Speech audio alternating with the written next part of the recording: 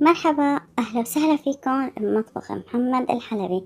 اليوم رجعت لكم بوصفة جديدة، وصفة كيكة بس ما هي كيكة، فطيرة بس ما هي فطيرة، حزورة. هي كيكة الحلزونية، مالحة وحلوة بنفس الوقت، ميكس رهيب خطير. شوفوا الألوان، شوفوا الجمال اللي فيها، خطيرة من دون خميرة. يعني كيكة ما فيها خميرة أكيد. شو مكوناتها؟ هلا بنشوف مع بعض. ولا أطيب من هيك، كتير لذيذة وخفيفة على القلب، ومكوناتها ولا أبسط من هيك. أهم من هيك إنها كتير كتير رح تعجبكم، إن طعمتها كتير طيبة.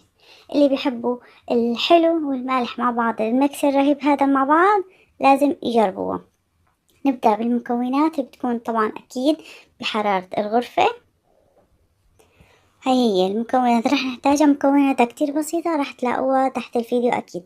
أول شي رح نحط 2 بيض، وما بنحتاج لا خلاط ولا خفاقة ولا أي شي. هيك بالمكسر اليدوي بكفي، مع نص كوب من السكر، و170 جرام من الزبادي أو علبة الزبادي الصغيرة، ونص كوب من المي أو من الحليب، بديل الحليب هو المي، ونص كوب من الزيت.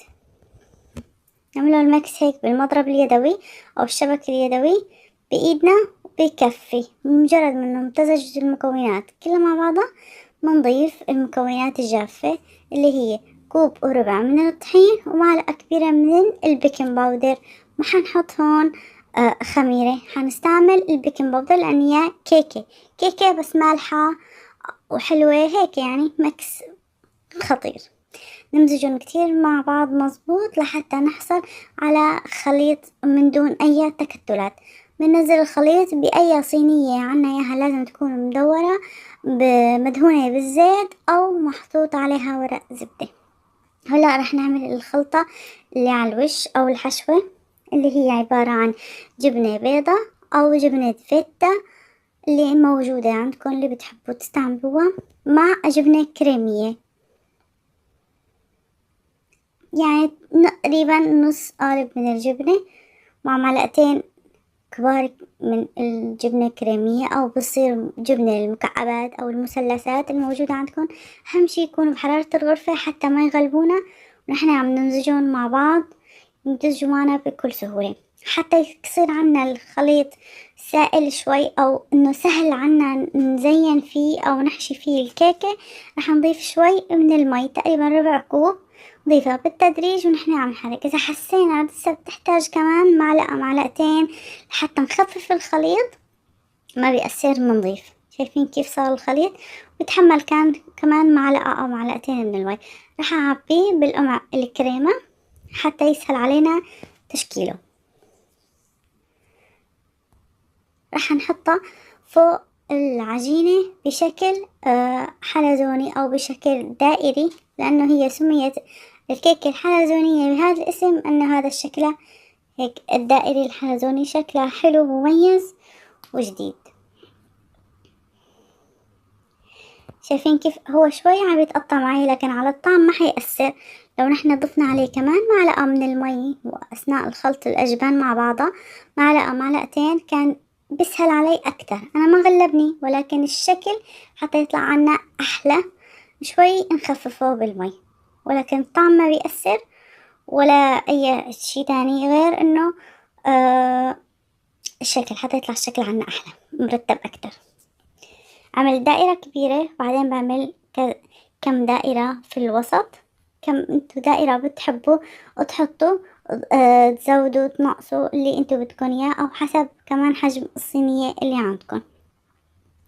هيك عندي صارت خالصة جاهزة الصينية، ولا أحلى من هيك شكلها.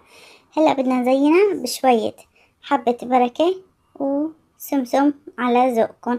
طريقة التزيين أكيد اختيارية مثل ما انتو بتحبوا.